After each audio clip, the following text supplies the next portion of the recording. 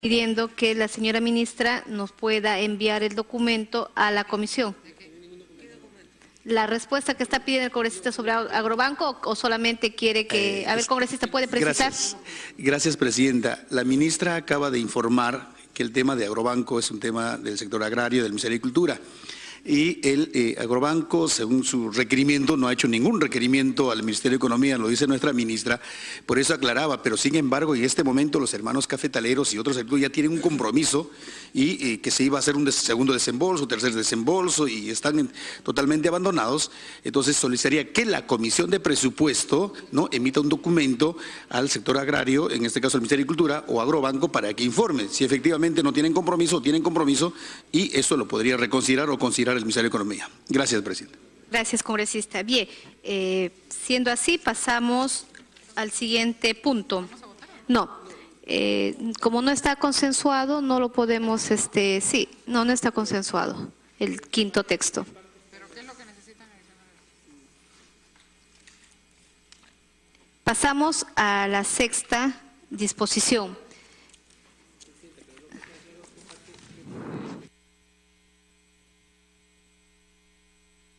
Era una precisión de las que han formulado todos los colegas congresistas y por ello estamos dejando para la votación para tener una nueva redacción, congresista. Bien, pasamos a la sexta disposición. Vigencia. La presente ley entra en vigencia el 1 de enero del 2018. Creo ahí no hay problema. Los colegas congresistas que estén de acuerdo, sírvanse a expresar levantando la mano, dejando constancia que es permitido contar con el quórum cuando colegas congresistas en paralelo puedan estar en otra comisión. Bien, aprobado por unanimidad.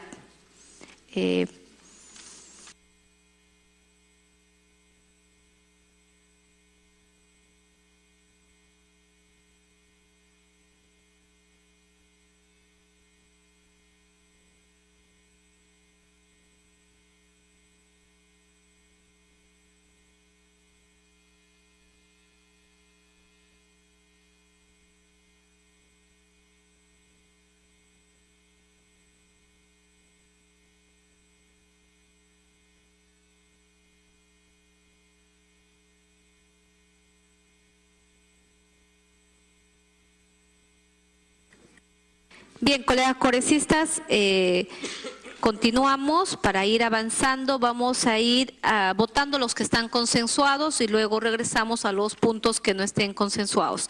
Segunda, pasamos a las disposiciones complementarias transitorias. La primera, aprobación de emisión de bonos, que no está consensuado, y le requerimos aquí la información de saldos para que la señora ministra nos pueda enviar a la comisión. Señala, apruébase la emisión interna de bonos que en una o más colocaciones puede efectuar el gobierno nacional hasta por 12.173.433.000 soles y que forman parte del monto de operaciones de endeudamiento a que se refieren los literales A y B del numeral 4.2 del artículo 4 de esta ley. Cuando los montos de endeudamiento previstos en los literales A y B del numeral 4.2 del artículo 4 de la presente ley se reasignen a operaciones de endeudamiento externo, apruébese la emisión externa de bonos que en una o más colocaciones pueden efectuar el gobierno nacional hasta por el monto resultante de la recomposición de los montos de endeudamiento previstos en el artículo 4 de la presente ley. En caso se den las condiciones establecidas en los numerales 20.5 del artículo 20 de la Ley General, apruébase la emisión externa o interna de los bonos que en una o más colocaciones pueden efectuar el Gobierno Nacional con la finalidad de prefinanciar los requerimientos del siguiente ejercicio fiscal contemplados en el marco macroeconómico multianual o en el informe de proyecciones macroeconómicas correspondientes.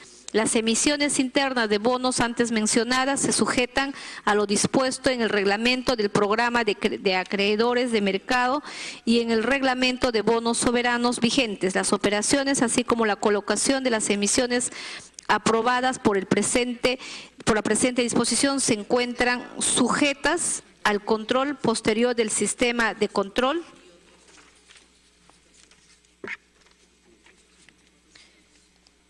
Aquí está.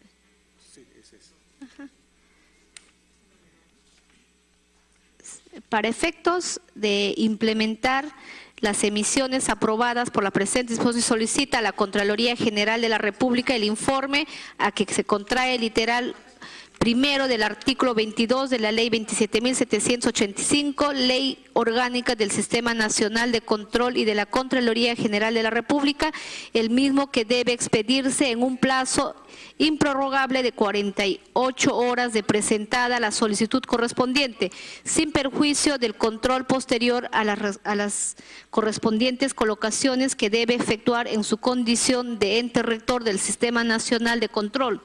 Asimismo, la emisión de bonos debe contar con la aprobación de la Comisión de Presupuesto y Cuenta General de la República, del Congreso de la República, con lo cual el Ministerio de Economía y Finanzas envía la solicitud de aprobación correspondiente. El congresista Gilbert Violeta tiene la palabra. Gracias, Presidenta. Presidenta, no dudo que debe haber un espíritu de buena intención en la idea de querer hacer partícipe a la Contraloría General de la República en los casos en los cuales se quiera hacer una emisión de bonos. Yo quiero comentar una cosa. Primero, esta misma fórmula se discutió el año pasado en esta Comisión de Presupuesto y antes en unas intervenciones con el entonces Contralor, el señor Alarcón.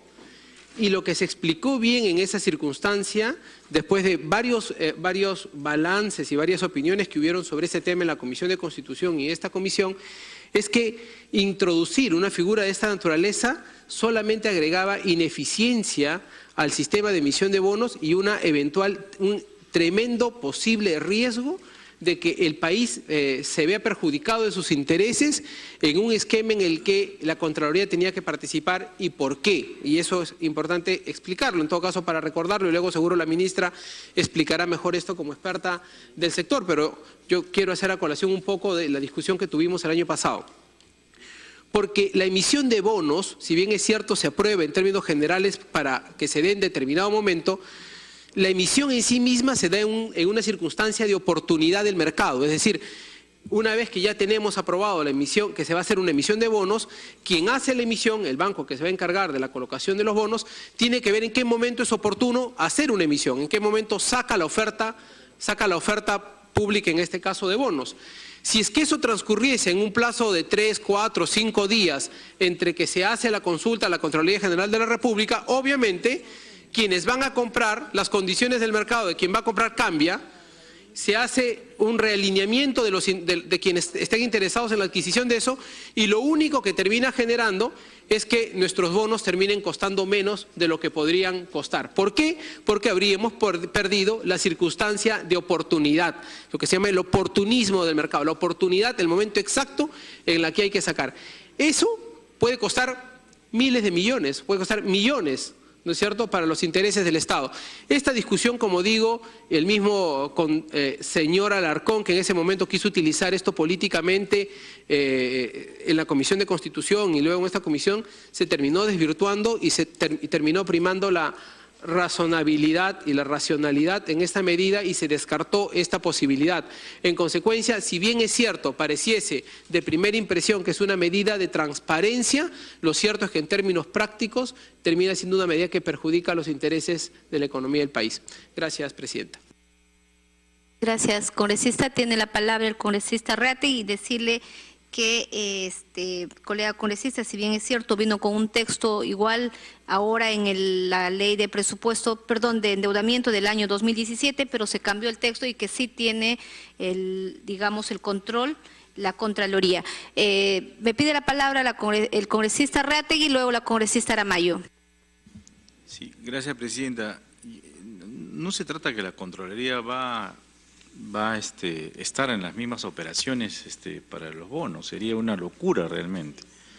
Pero sí, antes de elaborar mi compra, o sea, antes de la estructura de la decisión de comprar los bonos, sí tiene que tener un previo análisis, ¿verdad? Si cumple con todos los procedimientos requerido. No se trata de que la Contraloría esté en el proceso de la compra de los bonos, eso en ningún país lo hace.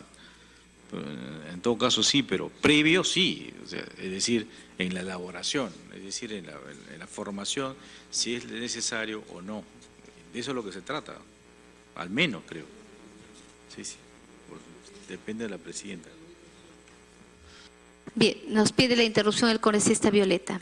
Sí, básicamente de repente aprovechando la intervención del colega para que de repente la ministra nos diga si es que este mecanismo funciona también en otros países, es decir, si es que este mecanismo en la que otros órganos que no sean la administración de la economía del país participan, los órganos de control, y cómo ha operado esta fórmula que hemos tenido el año pasado en relación a lo largo del año 2017. Gracias. Gracias, congresista. Tiene la palabra. ¿Ha terminado, congresista Reategui? Bien, tiene la palabra la congresista Alejandra Aramayo. Muchas gracias, presidenta. A mí me llama la atención que en algunos casos se recurre a la Contraloría y en otros casos se dice, no, este es un tema obstaculizador y que hay que sacarlo. Cuando nosotros preguntábamos, a través suyo, señora presidenta, a la ministra respecto, por ejemplo, al artículo, si no me equivoco, 4, la señora ministra decía, no, es que tiene que ir participa la Contraloría y el numeral 4.2. Ciertamente el tema de los bonos es diferente, pero de cara a los actos de corrupción, mientras mayor transparencia haya, me parece importante, me parece sustantivo. Antes ya el MEF ha apelado a la intervención de la Contraloría General de la República. Esto viene funcionando actualmente así. Quisiera que la ministra nos diga qué tan complicado le resulta el modelo que se está implementando actualmente. ¿Por qué se quiere sacar esto que estaba anteriormente en la norma y que acá además se consigna plazos improrrogables de 48 horas, lo que podría haber un tema de celeridad y para que no haya perjuicio al Estado? Acá fundamentalmente se está poniendo un tema de transparencia y de buen manejo en el tema de la cosa pública, presidenta, que es un tema que de cara a la coyuntura hay que privilegiar. Yo le agradecería que la señora ministra diga, ¿por qué no funciona? ¿Cuál es el interés de sacar esto que a mí me parece importante? Gracias, congresista. Habiendo terminado, el congresista Clayton. Sí, en la misma línea de la colega Alejandra Aramayo, yo creo de que tiene que haber un órgano de control. O sea, eso es muy importante. Entonces, yo creo de que no estoy en contra, colega de Gilbert, pero de todas maneras todos estamos consensuando de que se erradique el tema de la corrupción y creo de que sí o sí la Contraloría debería de participar y no excluir esto, ¿no? Y yo adhiero a la participación de la colega Aramayo.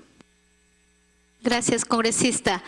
Tiene la palabra, señora ministra, para luego pasar a la votación correspondiente o dejarlo para que usted nos pueda presentar un texto alternativo. La emisión de bonos en el mercado internacional, de capitales, es un mercado en realidad de bien grandes ligas, ¿no es cierto?, donde el Perú accede y es una de las pocas economías emergentes que accede a los precios a los que accedemos. Yo quisiera darles cuenta de las tasas de interés a las que nosotros salimos en ese mercado. Tanto en soles nos están tomando como en dólares. En esas ligas ningún país, ¿no es cierto?, exige ese tipo de requerimiento, porque la señal que estamos dando es que tenemos desconfianza de ese mercado. Y ese mercado, desconfianza del MEF además, ese mercado no necesita de nosotros. En realidad es el mercado global de capitales, donde hay muchos países que quieren acceder, ¿no es cierto?, y que no pueden acceder, y menos a las tasas que nosotros accedemos. Nosotros no estamos diciendo que no hay control. Lo que no podemos hacer, eso va a terminar en el precio de nuestros bonos. Entonces, no quisiera estar discutiendo acá el incremento en el costo financiero, porque nosotros estamos exigiéndole a un mercado de capitales global que no nos necesita un requerimiento que lo único que va a hacer es enturbiar todo el proceso, que es un proceso más muy ágil. El mercado de capitales global se mueve diario. Cuando uno empieza a decidir qué día va a emitir y cuánto va a emitir, es algo que se decide sobre la marcha en la semana en que los especialistas de este mercado dicen que es momento para acceder. Para nosotros esto es un tema muy importante porque el mercado de capitales global en este momento es la fuente de financiamiento más barata que tenemos. Es mucho más económica que entrar a cualquier multilateral, que pedirle prestado a cualquier banco. Lo único que haríamos acá es encarecer un proceso que, como le dije, los mercados de capitales global no tienen ningún interés en que nosotros participemos. Y las tasas de interés son realmente bajas y es en este momento, además, el momento en que tenemos el endeudamiento más bajo. Ex post, lo que querramos, pero ex ante, lo que estamos dando es la sensación de un país que no, en realidad que ha generado cierta desconfianza en el ministerio que va a salir a emitir estos bonos. Acá competimos no solo con los gobiernos, sino con las empresas y corporaciones globales. Yo quiero decir que esto sí es realmente serio porque es nuestra forma más eficiente de financiamiento del presupuesto. Bien, en todo caso, no teniendo un consenso, lo dejaríamos el artículo primero, el artículo segundo, que son casi similares, y el artículo tercero. Tiene la palabra la congresista Espinosa. Sí, Presidenta, sobre la primera disposición complementaria, era la preocupación por la forma como también se ha introducido.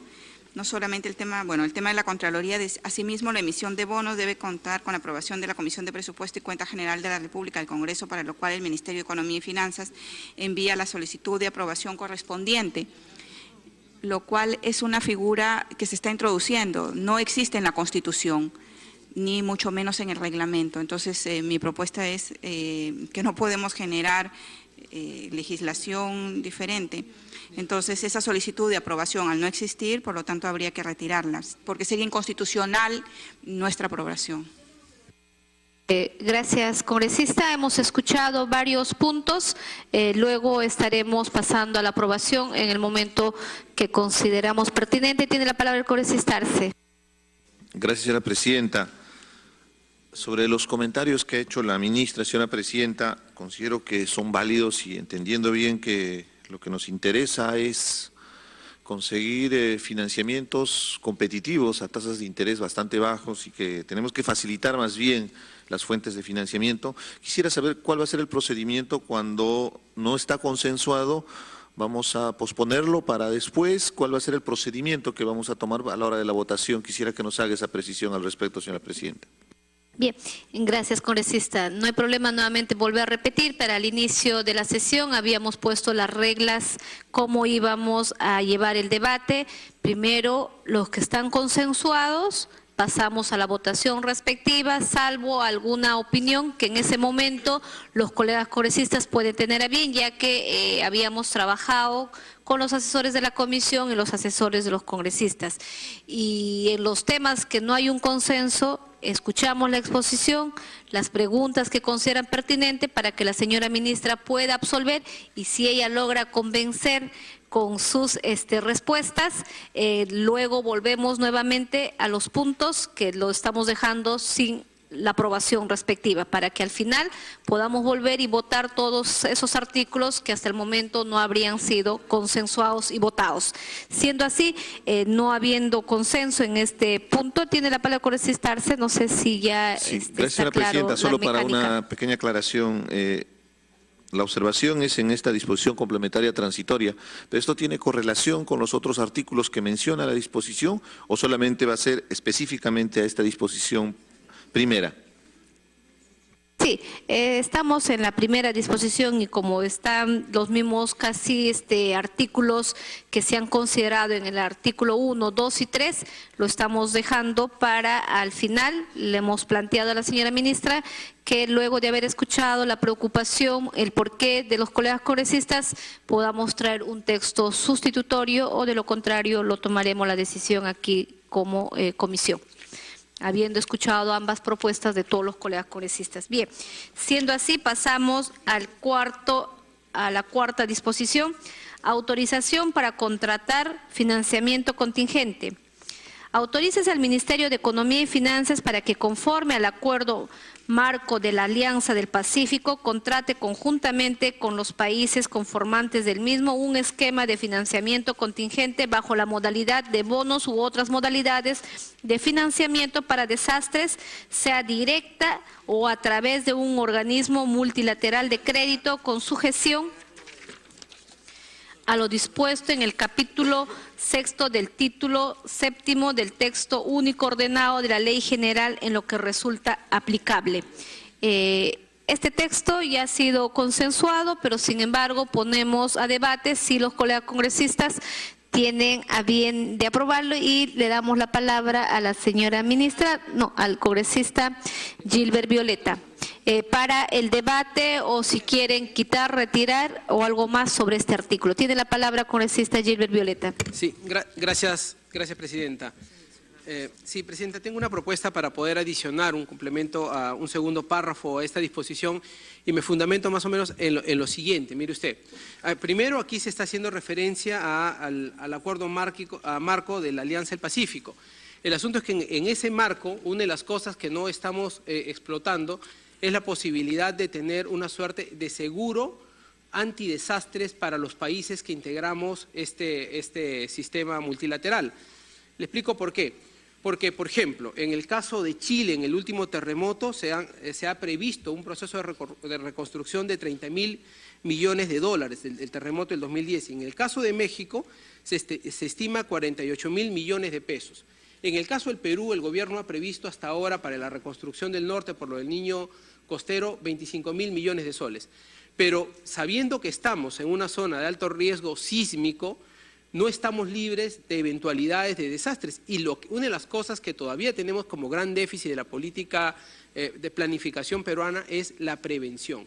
En consecuencia, una de las cosas que deberíamos tener es que frente a eventuales desastres poder tener seguros internacionales como país que nos pueda permitir cubrir precisamente la cobertura en el caso de que estos desastres pues sean calamitosos y tengan dimensiones extraordinarias. Lo que actualmente tenemos como Estado son estos desastres que permiten cubrir, en el caso que son reincidencia, de alta incidencia, por ejemplo, por el tema de lluvias o riesgos agrarios que cubre el Estado peruano a los damnificados. Pero estos grandes desastres de los cuales no estamos exentos, tenemos que tener para eso un sistema de seguro mayor. Y ahí por eso la propuesta sería para que se agregue un segundo párrafo que diga: asimismo, autorícese al Ministerio de Economía y Finanzas a suscribir los documentos que se requieran para participar en el diseño y estructuración del esquema de transferencia de riesgos de desastres o de financiamiento contingente antecitados, lo que puede contemplar el compromiso del Estado peruano de asumir de manera compartida con los otros países, ¿no? Se refiere de la Alianza del Pacífico, los gastos que irrogue dicho diseño y estructuración. Los citados documentos son aprobados por resolución ministerial de Economía y Finanzas, y esta disposición rige a partir del día siguiente de su publicación. Le alcanzo el texto, presidenta. Gracias, congresista. Gracias. ¿Podría suscribirlo? ¿Ha suscrito? Bien. Tiene la palabra la congresista Alejandra Aramayo, el congresista Reategui y el congresista Arce. Muchas gracias, presidenta. Partiendo de la reflexión necesaria e importante del congresista Gilbert Violeta, y no recuerdo haberlo visto, pero en la presentación de la ministra del Ambiente se planteó la problemática que existe en el Instituto Geofísico Peruano. Aquí hay un tema remunerativo respecto al cual el Congreso de la República no tiene iniciativa legislativa.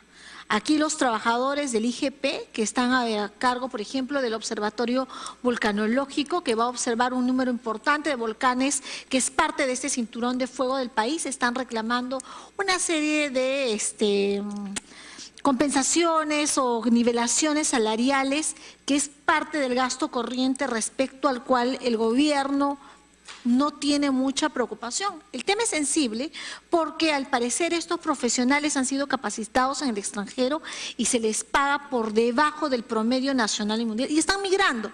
La ministra Galarza ha dicho en esta sala que es una preocupación porque nos vamos a quedar sin expertos.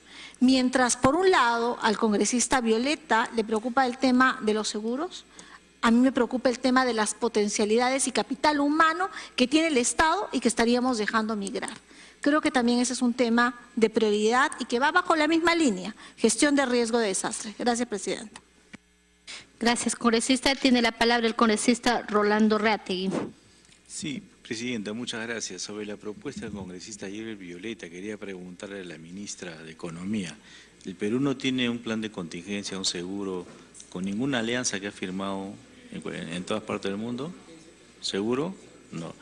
Ya, pero eviten, por favor, el todavía, diálogo. Luego que formule la pregunta el congresista Reategui, la ministra podrá responder. Gracias. Y el congresista Jerry Violeta me está contestando debajo de la mesa, pero no. Pero si no tiene seguro, el Perú no tiene ningún tipo de contingencia. ¿Cuánto cuesta esto realmente? ¿Cuál es la experiencia de otros países como Chile? ¿Cuánto ha tenido que pagar por estos seguros de mitigación de desastres y una serie de detalles más? No sé cuál es la data de los demás países de América Latina, no sabemos. Y si nosotros le autorizamos esto, por eso le decía, ¿cuánto es el costo? ¿Cuánto va a costar? O sea, básicamente eso, costo-beneficio, mínimo lo que podemos hacer costo-beneficio. Gracias, congresista. Tiene la palabra el congresista Arce, luego la congresista Bartra. Gracias, señora presidenta. La iniciativa del congresista Violeta es muy interesante en el sentido de la vulnerabilidad que tiene nuestro país, no solamente a los efectos del cambio climático, sino que periódicamente se nos viene el periodo de lluvias y probablemente en algún momento vamos a tener que afrontar circunstancias de esta naturaleza. Y siguiendo lo que decía el congresista Reategui, tal vez en el marco de la Alianza del Pacífico podría ser en bloque tal vez la posibilidad de buscar un acuerdo con las empresas aseguradoras. ¿Por qué lo digo esto, señora presidenta? Porque hay antecedentes, y lo ha mencionado también el congresista Violeta, y es el seguro agrario. Yo me he dado el trabajo de averiguar el seguro agrario en mi región, en Apurímac. Se ha pagado más de 28 millones. ¿Cuánto ha sido el beneficio para los agricultores? Porque solo les iban a dar 500 soles por cada hectárea. Son menos de 9 millones, señora presidenta. O sea, un negocio redondo para la empresa aseguradora. Después de todo un procedimiento para poder acreditar sus campos de cultivo, de que se hagan las verificaciones respectivas. En realidad, un dolor de cabeza para el agricultor que veía como expectativa el seguro agrario. Entonces, como lecciones aprendidas, que nos permita desarrollar, porque entendemos las empresas aseguradoras no son beneficencias públicas que buscan ayudar, ellos ven un negocio de por medio, es simplemente una inversión colectiva para después generar un beneficio por una variable aleatoria, como es el caso de los desastres naturales. Entonces, en ese marco, con todas estas experiencias, recopilar esta experiencia para poder buscar el mayor beneficio para nuestro país y que no solo sea un negocio para las empresas aseguradoras. Gracias, señora presidenta. Gracias, congresista. Tiene la palabra la congresista Rosa Bartra. Gracias, presidenta. Yo tengo la misma inquietud que comparten mis colegas parlamentarios en el sentido de cuál sería la relación costo-beneficio, porque estamos, en caso de aprobarlo, aprobando una autorización bastante abierta en la modalidad. Por ejemplo, contrate conjuntamente con países conformantes un esquema de financiamiento bajo la modalidad de bonos u otras modalidades de financiamiento, directamente o a través de un organismo multilateral de crédito, en fin, demasiado abierto como para no tener claro cuánto le va a costar al país este seguro y cuál es la relación costo-beneficio en la casuística internacional que se tenga, porque como bien manifiesta mi colega Arce, de pronto resulta ser muy beneficioso para la empresa aseguradora, no sabemos por qué monto y desconocemos después cómo esto vaya a ser efectivo. Y además debería estar también en concordancia con la política de gestión de riesgo de desastres que se tenga, porque de pronto contratamos un seguro que va a costar no sabemos cuánto, esperamos saber dentro de unos minutos cuánto, pero no hacemos inversión efectiva en lo que significa la política de gestión de riesgo de desastres en nuestro país. Debería ir aparejado para que no levante suspicacias innecesarias. Gracias, presidenta. Gracias, congresista. Tiene la palabra la señora ministra para que pueda sustentar el pedido que habría sido formulada por el congresista Gilbert Violeta. A ver, el Perú ha manejado casi toda su estrategia de riesgos con créditos contingentes. Esto quiere decir que estos no son seguros, son créditos contingentes, nosotros pagamos una comisión y depende si se ocurre el evento, nosotros pedimos el crédito. Ese es un instrumento financiero distinto al del seguro. El de seguro es uno paga una prima y a la ocurrencia del evento le pagan. Ya no se genera deuda nueva, ¿no es cierto? Es la diferencia entre un seguro y un crédito. Esto lo que nos ha abierto en las discusiones de la Alianza del Pacífico es la oportunidad de contar con más instrumentos que nos permitan enfrentar el caso de riesgos. ¿Qué es lo que hemos visto en las conversaciones que hemos tenido con ellos? Esto solamente sería acotado a terremoto ¿no es cierto? Es un mecanismo que ya usaron México, lo ha usado un par de veces, y me parece que Chile también lo ha usado. Nosotros hemos decidido, los 4 países, hacer una sola emisión, porque eso nos permite, ¿no es cierto?, distribuir los costos de estructuración de este bono. Esto es otra vez acceder a un mercado nuevo para un nuevo mecanismo de aseguramiento en caso de terremoto. La otra ventaja que nos, obviamente el costo no lo sabemos porque todavía no lo hemos, no se ha hecho, ¿no es cierto? Lo que estamos es conversando, nos hemos puesto de acuerdo en qué forma más o menos tiene que tener, es decir, nos hemos puesto de acuerdo que lo que vamos a compartir son los costos de estructuración. Para esto nos está ayudando el Banco Mundial. Obviamente, si esto sale un costo mayor del que nos sale el crédito contingente, no lo vamos a tomar. La idea es permitirnos explorar una nueva forma de aseguramiento, ¿no es cierto?, a través de los mercados, y si esto obviamente es razonable, es mejor que los créditos contingentes, lo único que nos va a hacer es ahorrar dinero. Una cosa nos genera deuda, la otra es un seguro, como cualquier seguro. A la ocurrencia, México lo acaba de usar en el último terremoto, simplemente nos pagan. Esa es la situación. ¿Nos ahorramos? En teoría sí, porque vamos a ahorrar costos a la hora de compartir la estructuración del instrumento.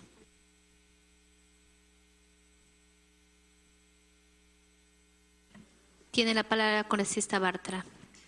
Comprendido.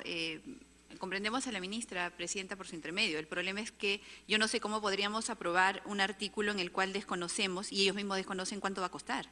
O sea, realmente así de abierto puede ser. En todo caso, para que esto pueda tener la información necesaria para que se pueda tomar la decisión que corresponda.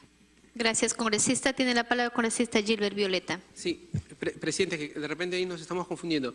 Es que no se le está facultando al MEF para que suscriba ya un contrato de seguro. Lo que se está haciendo es, se está facultando al MEF para que tenga la viabilidad de ingresar al procedimiento, porque en la medida que además esto entiendo, por la manera como lo estamos planteando, compromete compromisos internacionales. Entonces, en realidad se está facultando al Ministerio para que pueda iniciar este procedimiento y poder tener en línea, precisamente con lo que decía el congresista Arce, tener una reacción conjunta como países frente a otros países.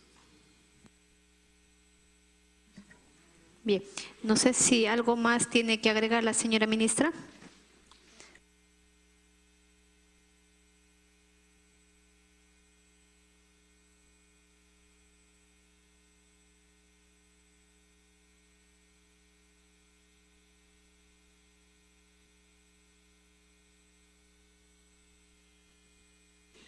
Gracias, congresista. Si me permite, congresista Bartra, un ratito para dar lectura, pero ahorita no vamos a tomar la decisión, solamente es para que se ha presentado y vamos a tener que debatirlo seguramente con los colegas congresistas, con la información que la señora ministra nos va a hacer el alcance para que pueda ser considerado o no. Lo que plantea es, asimismo, autorícese al Ministerio de Economía y Finanzas a suscribir los documentos que se requieran para participar en el diseño y estructuración del esquema de transferencia de riesgo de desastres o de financiamiento contingente antes citado, lo que puede contemplar el compromiso del Estado peruano de asumir de manera compartida los gastos que irroguen dicho diseño y estructuración. Los citados documentos son aprobados por resolución ministerial de Economía y Finanza. Esta disposición rige a partir del día siguiente de la publicación de la ley. Lo que están planteando es un diseño, todavía no le estamos autorizando, entiendo que no le estamos autorizando para que puedan suscribir los contratos de seguros. Eso es lo que debemos de entender, solamente estaríamos facultando a suscribir los documentos que requieran para participar en el diseño y estructuración del esquema de transferencia de riesgo de desastres. Bien, siendo así, entonces dejamos este texto para poder lograr un consenso. Si los colegas congresistas ya tienen claridad de lo que está planteando el colega Gilbert, lo aprobaremos en el momento necesario. Y para seguir avanzando vamos a pasar a la quinta disposición. Autorízase por excepción durante el año fiscal 2018 a financiar con recursos provenientes de operaciones de endeudamiento público aquellas inversiones públicas que en el marco del Sistema Nacional de Programación Multianual y Gestión de Inversiones invierte.pe siempre que las mismas hubiesen correspondido a la definición de proyecto de inversión pública según el derogado Sistema Nacional de Inversión Pública, SNIP, previa opinión favorable respecto a dicha equivalencia por la Dirección General de Inversión Pública o la que sustituye. Colegas congresistas, aquí lo que estamos planteando es que se retire donde finalmente se pone previa opinión favorable respecto a dicha equivalencia por parte de la Dirección General de Inversión Pública o la que sustituye.